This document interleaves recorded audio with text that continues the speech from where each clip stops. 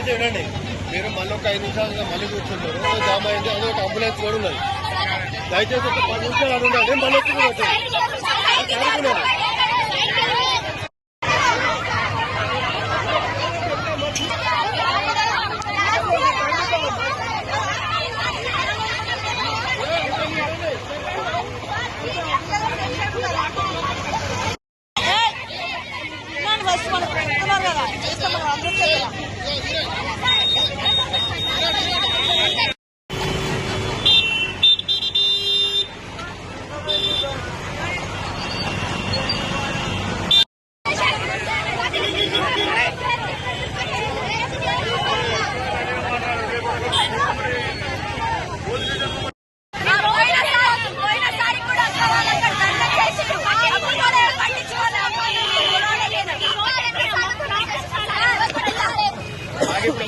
మీ seniors ఎందుకు కాలే మరి ఇప్పుడు?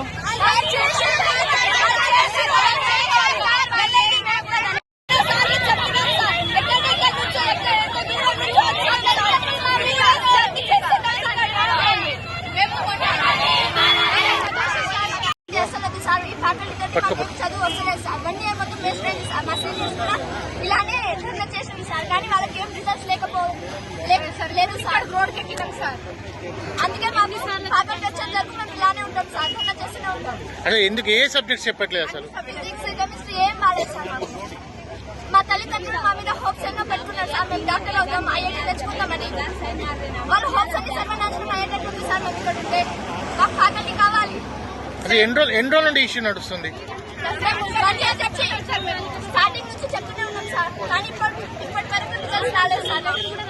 కాబట్టి మేము ఎవరైనా అధికారులకు చెప్పారా మీరు? చెప్పాను సార్. ఆర్సీ సార్ చెప్పకుంటే వేరే వాళ్ళు ఫ్యాకల్టీ గురించి ఏం చెప్పకుండా చిన్న ఫామ్లు అడిగితే కూడా చెప్పారు సార్. మాకు మ్యాథ్స్ ఏం కాదు, ఫిజిక్స్ కెమిస్ట్రీ ఏం రాస్తారు, ఇంక్లూడింగ్ లాంగ్వేజెస్ కూడా మాకేం రాస్తారు. అసలు ఎన్ని రోజులు ఈ ప్రాబ్లం ఉంటుంది? 1 year నుంచి సార్. 1 year నుంచి చెప్తూనే ఉన్నాం ప్రిన్సిపల్ కి, అయినా చెప్పలే, అయినా తెలియలే. మొన్న మేము సజెషన్స్ రాసినాం సార్.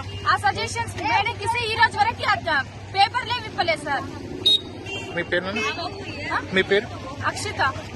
వీకెండ్ అనగా ఈ రోజు అన్ని చెప్పేసి మాకు మొత్తం దిశ పీవైకి ఇస్తున్నాయి. ఆ దిశ పీవైకి ఆన్సర్స్ మొత్తం బట్టి పట్టేస్తున్నాం. అందులో రేపు వచ్చే వీకెండ్ లో మొత్తం అవే పెట్టేస్తున్నాం సార్.